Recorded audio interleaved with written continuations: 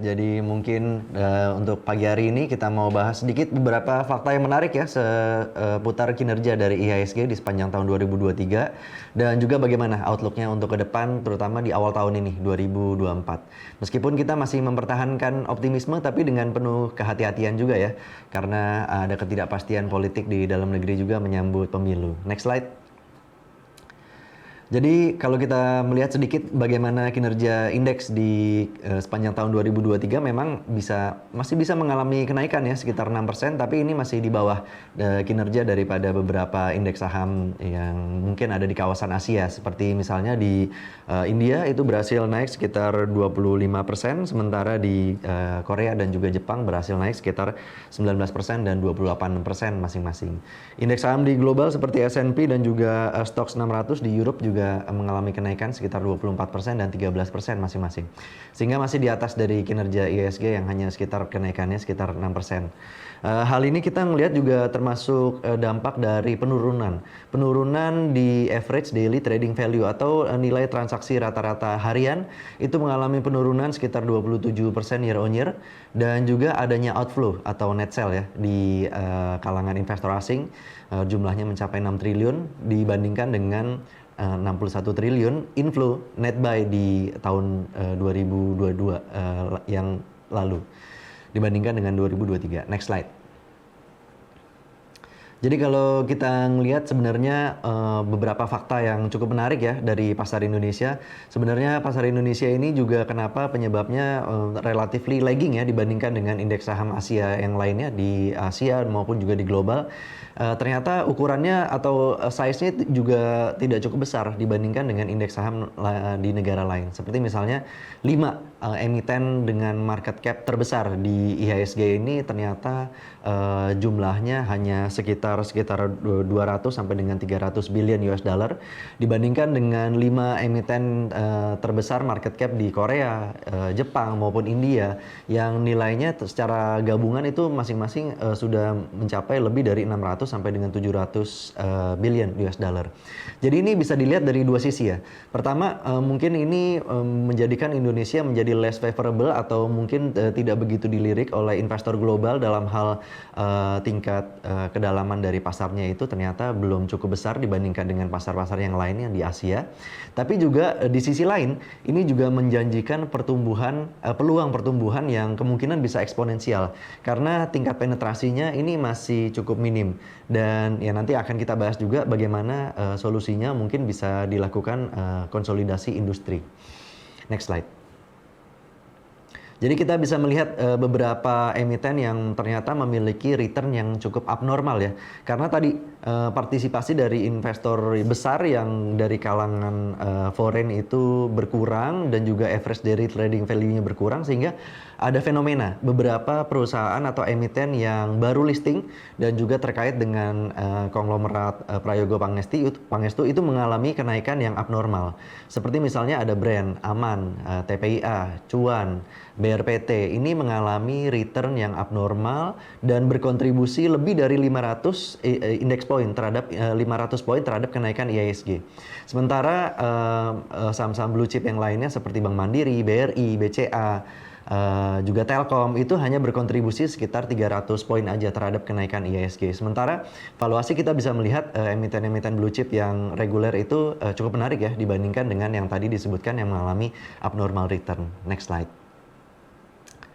Jadi salah satu yang mungkin solusi yang bisa kita tawarkan ataupun juga bisa kita cermati ke depannya adalah suatu konsolidasi industri. Mungkin kita bisa melihat sekarang ini di industri telco ya, di mana mungkin ada proses yang mau dilalui antara XL dengan Friend misalnya mau merger, di mana sebelumnya juga sudah ada merger yang terjadi sebelumnya antara XL dengan Axis dan lain-lain. Ini mungkin juga bisa diikuti oleh industri yang lain. Karena kalau kita melihat misalnya dari 10 emiten yang terbesar market cap-nya di Indonesia itu masih didominasi 4 oleh sektor perbankan. Sementara yang lainnya itu ada pertambangan, industri, petrochemical, dan juga sektor yang lainnya itu tidak begitu mendominasi. Kalau kita melihat mungkin di negara lain seperti India itu relatively terdiversifikasi. Komposisi dari sektor perbankan itu terkompensasi dengan sektor IT, Information Technology, kemudian juga life insurance, ada juga FMCG, dan juga energy. Ini juga menggambarkan perekonomian negara ini juga, di mana semakin efisien, semakin terdiversifikasi komposisi emiten-emiten terbesarnya. Next slide.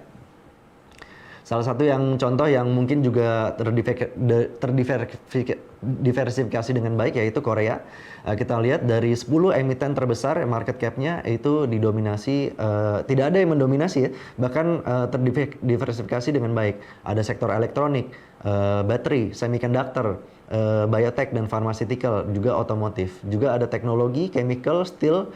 Ini juga menggambarkan bahwa perekonomiannya juga bisa dan industrinya juga semakin positif, semakin efektif dengan lebih sedikit emiten tapi size-nya besar. Size-nya besar dengan profitability yang juga lebih besar. Ini kita harapkan bisa terjadi di Indonesia juga ke depannya sehingga bisa menjanjikan pertumbuhan yang lebih eksponensial. Next slide.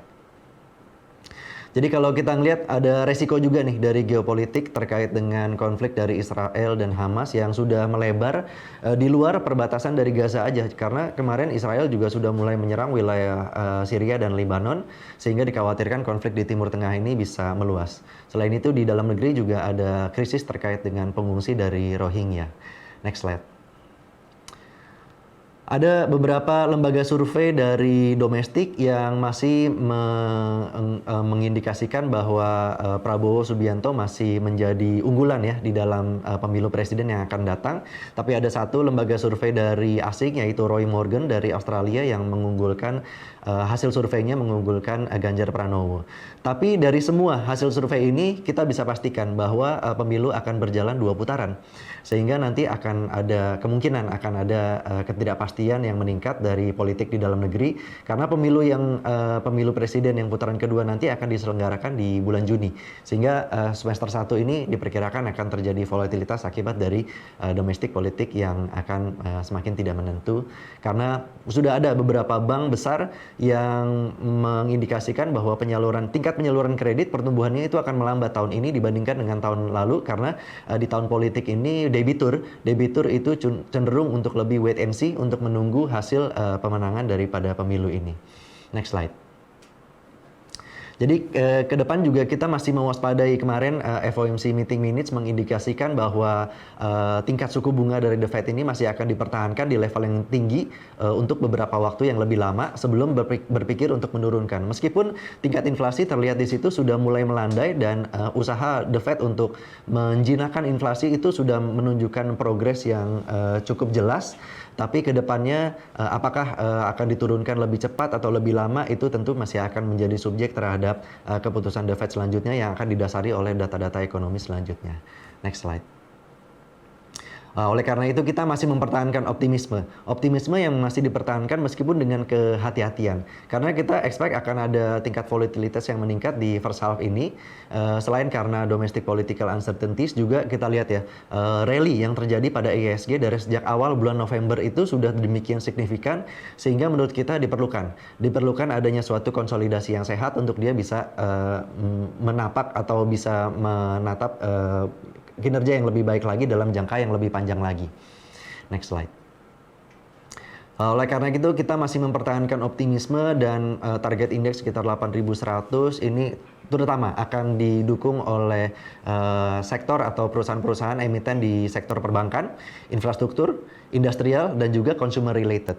Nah, ini juga mengimplikasikan sekitar 14 sampai dengan 15 kali PE ratio dengan estimasi pertumbuhan EPS sekitar 5 sampai dengan 6% year on year dari EPS dari yang sekarang dicapai. Dan beberapa sektor ini kita sudah maksudnya kita pertahankan dari bulan yang sebelumnya dan belum ada perubahan sehingga kedepannya kita masih meyakini bahwa sektor-sektor ini dan emiten yang ada di dalamnya masih akan cukup resilient. Balance sheet maupun pertumbuhan kinerja operasionalnya itu masih akan cukup resilient menghadapi potensi perlambatan dari ketidakpastian domestik politik dan juga geopolitik yang menurut kita masih akan cukup terbatas baik dari pertumbuhan ekonomi secara keseluruhan maupun beberapa industri sehingga kita tadi harapkan pertumbuhan EPS hanya akan sekitar 5-6% aja tapi meskipun demikian valuasi masih cukup menarik dan pertumbuhan kinerja operasionalnya diharapkan bisa menopang pergerakan harga sahamnya dan juga IHSG secara keseluruhan.